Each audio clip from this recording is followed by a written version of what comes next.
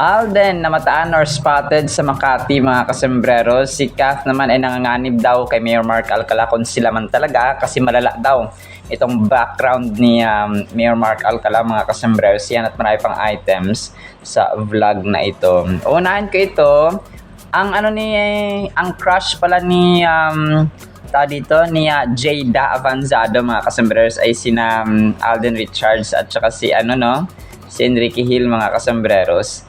So si Jada Avanzado ay anak ni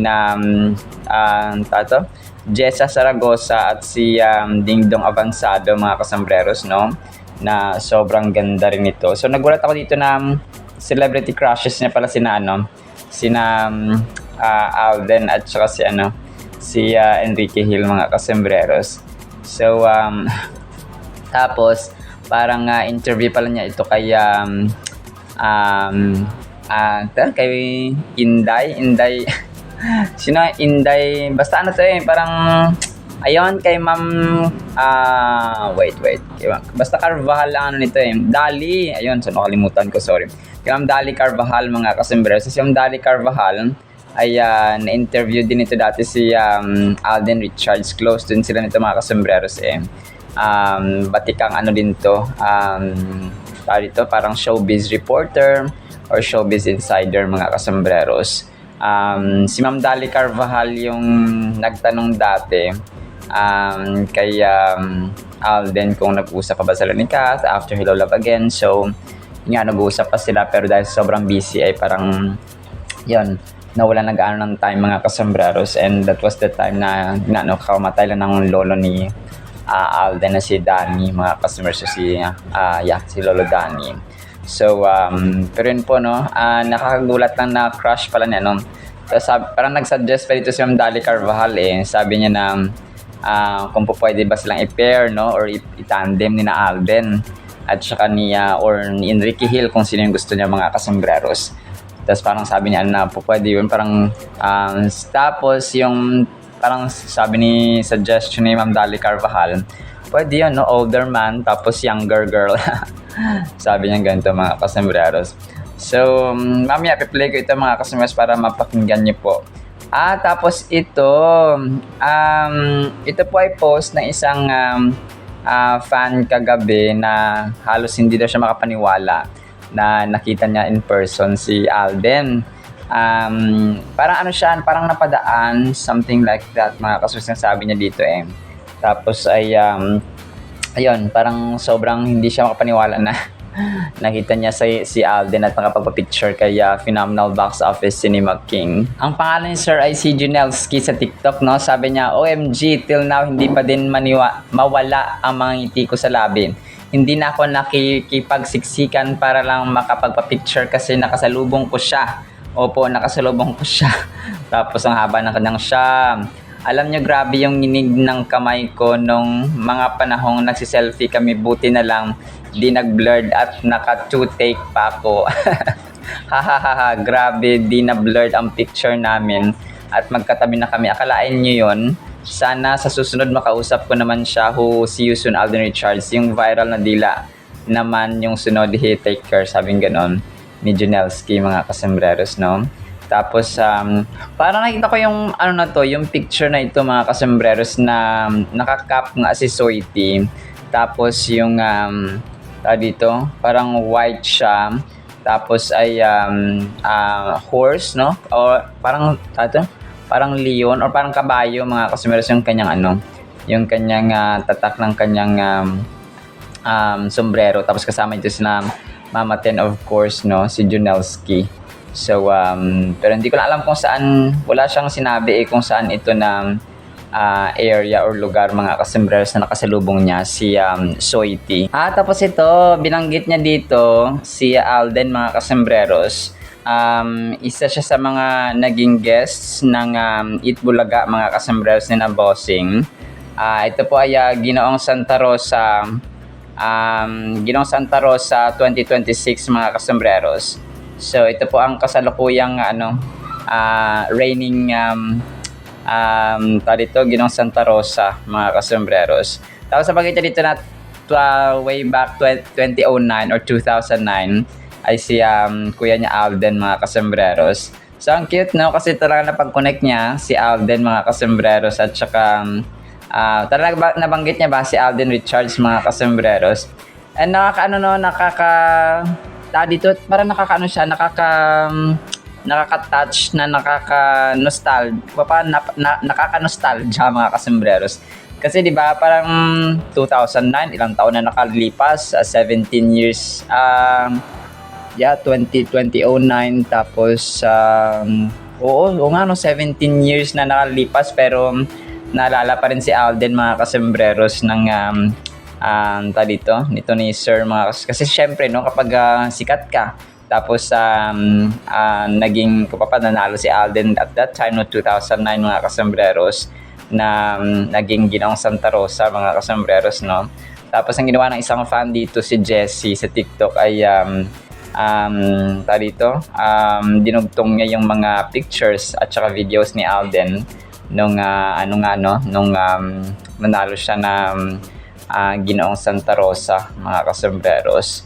So yung contestant na ito ay si Mav, no, nakaka-touch, mga kasembreros. Ang tangkad niya, siguro 6-footer ito, mga kasembreros. So kasi si Bossing tarang 5'10", 5'11" ang height nito ni Bossing. So yun, siguro mga 6-footer siya, mga kasembreros. Tapos ito, ang kulit din ito, si Kuya, ginaya niya yung trend na ginawa ni Alden, mga kasembreros, yung nagta-transform into a warrior nga, mga kasembreros. So naging katuwaan na ng maraming TikTokers itong ginawang effect ni Alden, mga kasembreros, na parang naging Viking, mga kasembreros, no, yung parang naging warrior or mandirigma sila, mga kasembreros. So ang cute lang kasi nakisabay sila sa uso ni Phenomenal Box Office Cinema King, mga kasembreros. So ang kulit lang Tapos next item natin, ito, so nakakatuwa ito, si Balita Beat, no. Pinost ulit niya yung ating thumbnail sa YouTube, mga kasembreros. So, yung thumbnail natin na maaring spotted, no, si Alden at saka si Kath sa isang spa. Tapos sinamahan ba ni Alden si Kath sa skin treatment nito? Pero ito po ay hindi confirmed, no, kasi nga si Kath ay was about to or parang last week or the other week pa ito, mga kasembreros. So pero yun, but again, wala po itong confirmation, mga kasembreros. So sabi niya, nagkagulo ang social media matapos makita si Kathleen at Al magkasama sa isang klinika. Pasabog. Pero hindi ito confirmed, mga kasembreros, as I've mentioned earlier. Yung ano lang nila, no, yung terms na ginagamit ay minsan napaka-hyperbole. Hyperbole na sa figure of speech, mga kasembreros. Exaggerated. Pero yun po, no, maraming salamat sa pag-post pa rin ng ating thumbnails from YouTube, Crossing, Facebook. Ito, solid Kath din ito, mga kasembreros. Team Paangat, Maven Vlog. Bagay ba siya kay Kath, no? Tapos ang comment dito, of course, ay sobrang bagay, no? Ito po ay picture ni Pops Alden na nasa kotse siya. Pero parang throwback photo ito ni Alden, mga kasembreros. So, team Paangat, no? Hindi ko lang baka relax dito si Alden, mga kasembreros. Tapos, of course, ay ang dami nag-comment, no?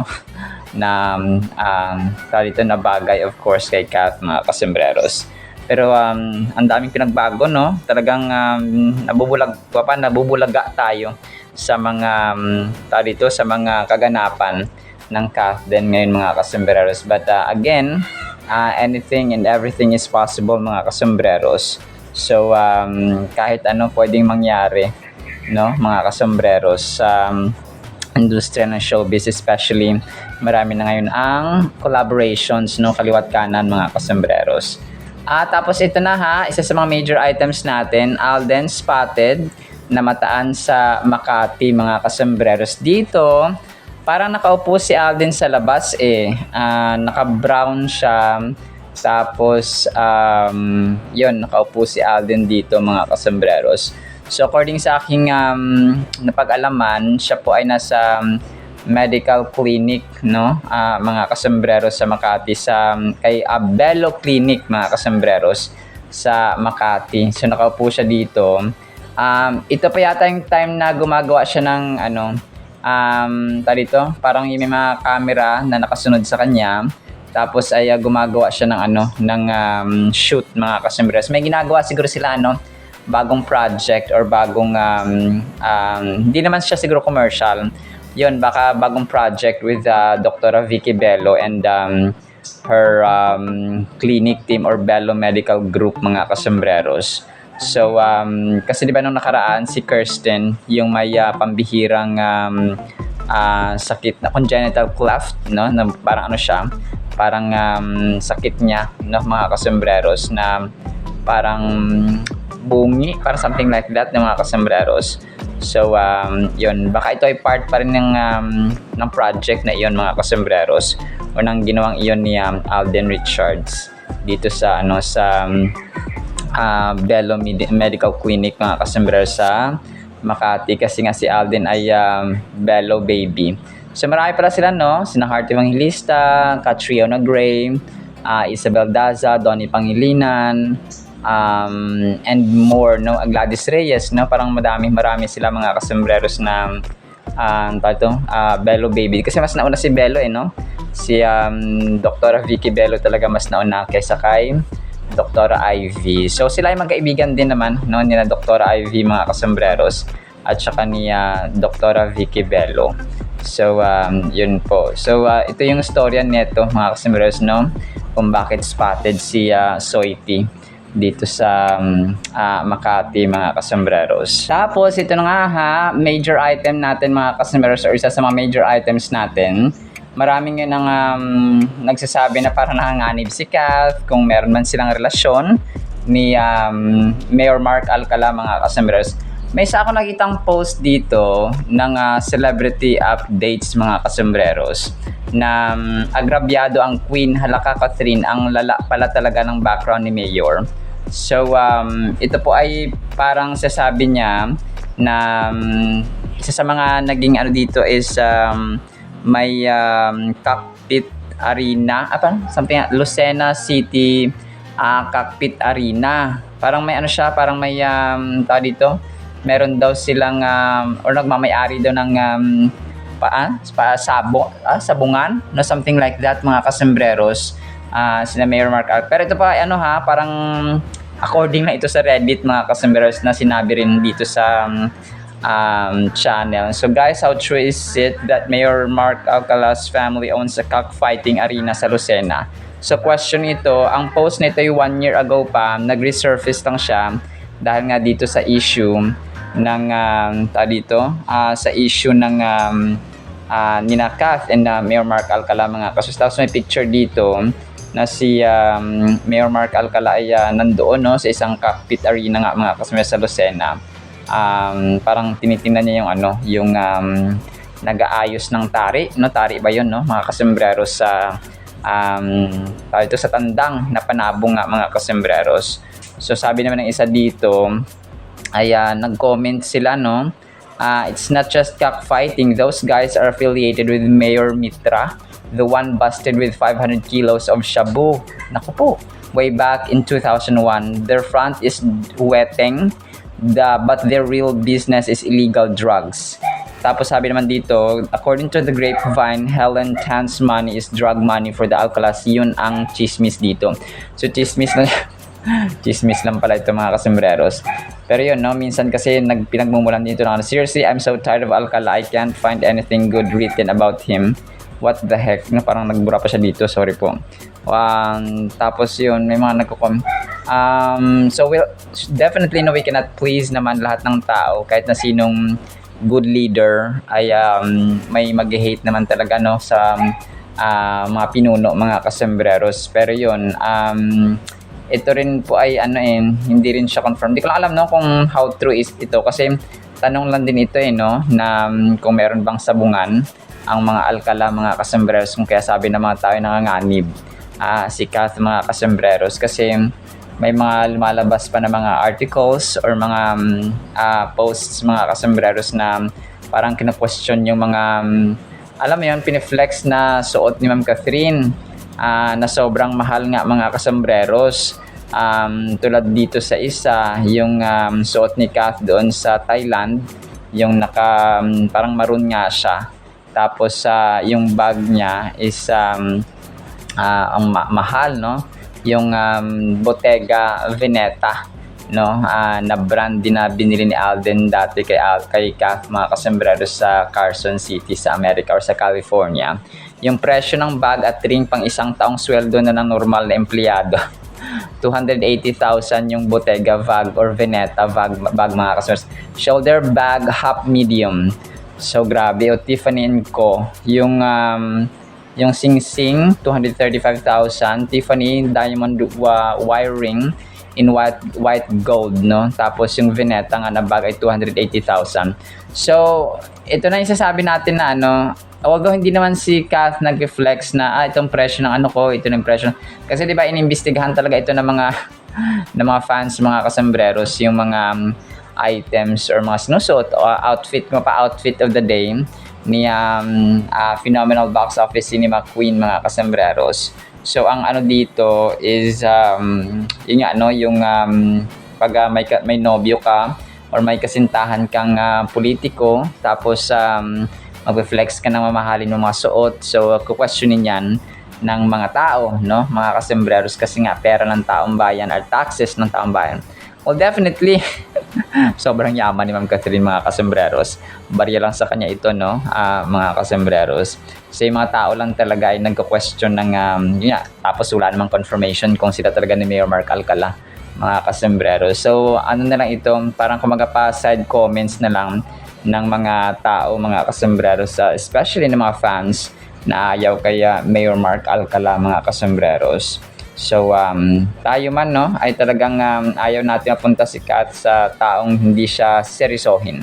Kasi kung talagang nandun siya sa sa Thailand kasama ni Kath, mga kasambreros, parang ang weird at ang napakaduwag naman sir ni Mayor Mark Alcala na ayaw niya magpakita, 'di ba, sa camera. Parang ikinakahiya mo, parang ganoon, mga kasambreros, ang dating dito kapag nagtatago ka na hanggang doon, sobrang tagong-tago ka pa din.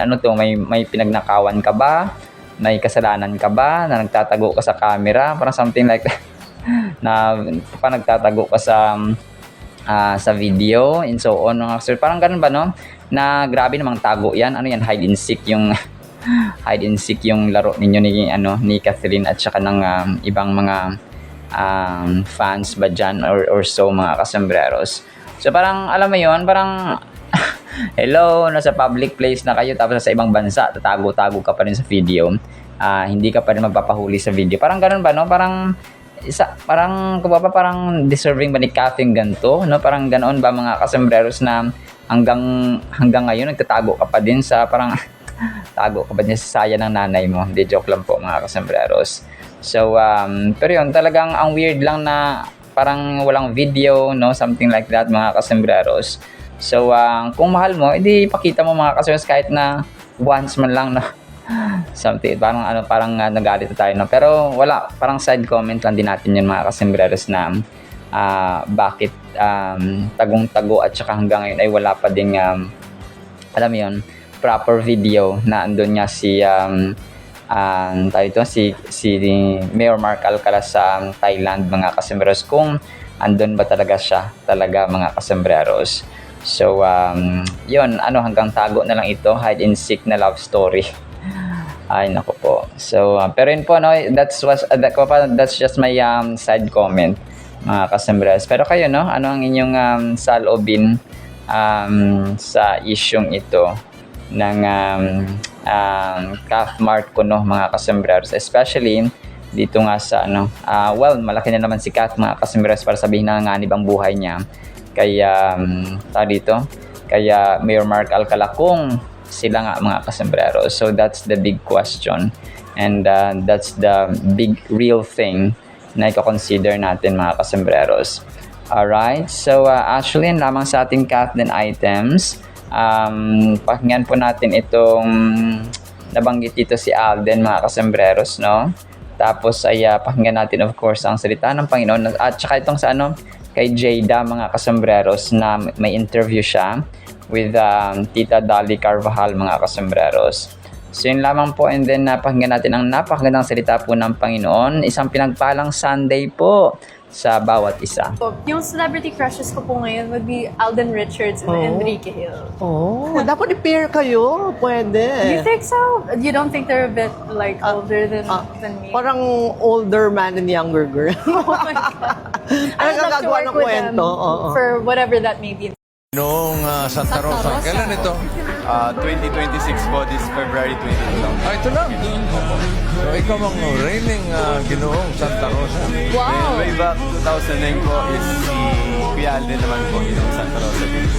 Yes, you know, sometimes ang At ikaw, Sobrang the best ng ating Word of God mga kasombreros. Ang title natin ay Galit sa Di Makatarungan. Hebrews chapter 1 verse 9, You, referring to Jesus Christ, have loved righteousness and hated lawlessness. Ito yun.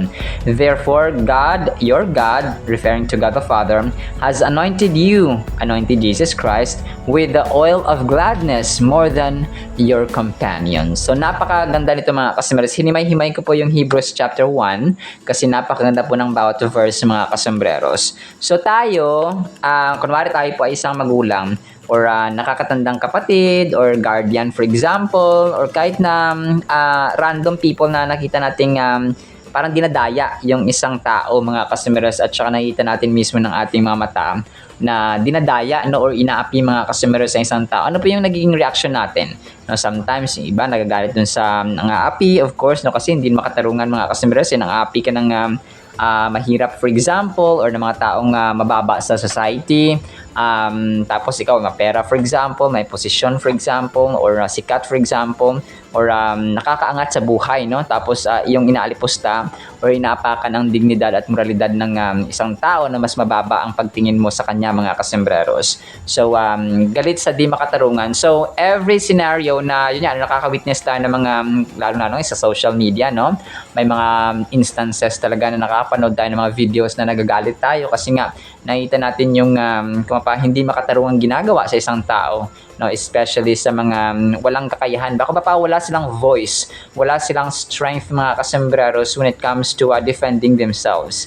So may mga ganun no, na lalo na mga babae for example, no, tapos inaapi ng mga asawa, no, may mga ganun na hindi makatarungan yung ginagawa sa kanila, no, yung sa isang for example sa mga pulubi, tapos inaapi pa lalo ng mga nakakaangat sa paligid nila and so on mga kasombreros. So tayo, nature na natin mga tao na kapag meron pong hindi tama, no, kapag may unfair treatments sa paligid natin, no, ay nagagalit tayo, or parang kasi nature na talaga ng tao na tayo kung parang nasa tama dapat, kaya nasa katarungan, nasa fair, nasa patas, no, mga kasos. Kaya galit na galit tayo sa korupsyon, no, galit na galit tayo sa mga pagnanakaw sa gobyerno mga kasos, because yun yung tama no, na magalit tayo dapat sa masama, no, ganoon siya mga kasos, kasi nga mali, tama, masama at saka mabuti mga kasombreros. So doon tayo dapat sa tama at mabuti, at galit tayo sa masama at saka pang-aapi at saka hindi tama or hindi makatarungan mga kasombreros. So and ganoon ang nature ng Diyos. Okay, Jesus Christ Himself is the author and the source of righteousness. God the Father, God the Son, God the Holy Spirit, they are all into righteousness, and they hated lawlessness mga kasombreros, or unrighteousness. Kaya kung kaya ang isang bansa pag walang batas na nangingiral, for example, may constitutional crisis or may law crisis mga kasombreros sa isang bansa, hindi nangingiral yung batas ba or constitution ng isang bansa, ay delikado po yun. Yung gobyerno for example ay napaka-abuso sa kanilang mga power at saka authority, at saka inaapi nilang at saka pinanakawan ang mga tao, no, especially sa mga pamamaraang halatang halata na pinagnanakawan tayo, pero ang mga tao at saka mga tao, mamamayan ay pumapapikit bulag na lang mga kasombreros, kasi nga walang kapangyarihan. Kaya kasi ang nasa gobyerno ang nang-aapi at saka nagnanakaw sa taong bayan. So pero God, no, God Himself ay talagang ganun, and tayo mismo galit tayo sa, yun nga, no, sa unrighteousness at saka sa lawlessness, mga kasembreros. So, kung kaya, isa yun sa mga natures dapat ng Diyos na dapat firm tayo. Yung tama ay tama, ang mali ay mali, mga kasembreros. So, Hebrews chapter 1 verse 9 carries profound meaning that resonates with our hearts. In this verse, we see a beautiful depiction of Jesus' character and his relationship with God the Father. It starts by mentioning the love for righteousness and a hatred for iniquity. So yun siya, no, kagaya na mention natin kanina, kung pa hated niya talaga, no, or hate niya talaga, mga kasembreros, ang mga hindi makatarungang ginagawa sa mga tao, no, pang-aapi, yung mga pang-down, mga moral at integrity ng isang tao, na yung individual, mga kasembreros, na walang-wala na nga, tapos inaapi pa, mga kasembreros, pinagnanakawan, no, kung pa lahat na, mga kasembreros. Kaya yung korupsyon sa ating bansa, naku po, ay darating talaga ang panahon, no, darating talaga ang tamang panahon, mga kasembreros, na magbabayad ang mga dapat magbayad, mga kasembreros, kasi nga ayaw ng Diyos, no, as a people continue praying ng righteousness at lawfulness, mga kasembreros, ay talagang magbibigay ang Diyos ng tao, no, na pagagamitin niya para mahabol ng batas ang mga dapat managot sa batas, mga kasembreros. This contrast lays the groundwork for understanding Jesus as a sinless, perfect being. Kasi si Lord Jesus Christ, diba, sinless siya. Wala po siyang kasalanan kahit na isang bahid, kahit na isang katiting, mga kasembreros. Love for righteousness signifies an alignment for God's or with God's will and a commitment to moral purity. When we think about righteousness, we think of living a way that pleases God, following His commandments and treating others fairly. Loving righteousness means seeking to embody these qualities in our own lives. So, dapat i-embody natin ito kasi ang Diyos natin ay ayaw niya sa hindi makatarungan. So, dapat tayo din po ay galit sa hindi makatarungan. Kung ang Diyos natin ay mahal niya ang katarungan at ang patas na pamumuhay, so dapat ganoon din mahal natin yung patas at saka yung makatarungan na pamumuhay, mga kasembreros. So, dapat ganoon siya. Kung i-reflect natin, maging vessels tayo, maging instruments tayo, mga kasembreros, ng parang kunwari magulang mo mababait. So, dapat kayong mga anak mababait din, mga kasembreros, mapagmahal, at saka masipag and so on, mga kasembreros. So, ganoon siya. Mana-mana. No, dapat na mamana natin yung ganung ugali, mga kasembreros. So, lalong-lalo na po sa from the Lord Jesus Christ Himself, na mamanahin natin yung mga ganung ugali because reflection tayo ng kanyang character. Next, the verse directly highlights a powerful divine truth. Therefore, God, even your God, has anointed you with the oil of gladness, you're above your companions. What does this tell us? It reveals the significant honor and position of Jesus as the Son of God. The anointing with oil symbolizes being chosen, set apart, and empowered for a special purpose. So, kagaya sa kay King David dati, ina-anoint siya ng oil, mga kasembreros, ni Prophet Samuel, nung siya po ay hihiranging next king, next leader ng bansang Israel, mga kasembreros. And by the way, let's continue praying sa bansang Israel, sa Iran, sa Amerika, and sa other parts of the countries, mga kasembreros, sa ibang bansa na kung pa nagkakaroon ng sigalot na magkaroon ng kapayapaan, at saka matigil na po ang bangayan at saka sigalot, mga kasembreros, kasi talagang apektado, ang lahat-lahat. So, patuloy tayong manalangin na protection ng mga chosen people of God and even ourselves, mga kasembreros, at ang kapwa Pilipino natin sa ibang bansa. In biblical times, anointing was an essential ritual that signified appointing someone to a sacred role. So when we read that Jesus is anointed with the oil of gladness, we recognize this as a testament to His unique, joyful character and divine authority. So yun yan, kagaya na mention natin, mga kasembreros, sa Old Testament, even from the time of the prophets, sina King David and so on, ay pag ina-anoint daw ang isang tao or ina-appoint ang isang tao, ibig sabihin ay meron siyang mataas na katungkulan or position, mga kasembreros. This verse emphasizes the dual nature of Jesus, that He embodies both the emotional strength of joy and the moral duty of righteousness.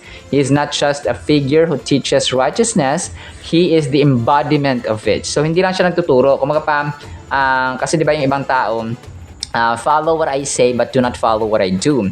Pero si Jesus Christ, I follow what I say and follow what I do. So both po siya. Kasi nga, perfecto siya na Diyos at tao. So hindi siya yung mga guro na, o sige, sundin mo lang ang sinasabi ko. Pero minsan, huwag mo sundin ang aking ginagawa kasi mali, mga kasimero. So hindi po siya ganoon. He is the embodiment. Kumapa siya mismo yung righteousness, mga kasimero, and the source of righteousness or makatarungang mga nature or ugali, mga kasembreros. So nagpapakita ito na yung righteousness at saka yung kagalakan do not stand in opposition but flourish together. In our lives, we can also find that loving righteousness leads us to genuine joy. As we pursue our relationship with God and seek to live according to His teachings, we uncover a joy that surpasses all understanding. So grabe, no?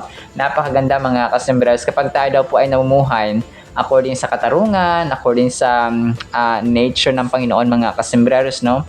We believe Him, we trust Him, mga kasembreros, we have faith in Him, ay talaga nagkakaroon tayo ng sense of purpose at fulfillment sa buhay. One of the first lessons we can take from Hebrews chapter 1 verse 9 is the importance of genuinely loving righteousness. So genuine talaga dapat yung ating pagmamahal sa righteousness or sa katarungan, mga kasembreros.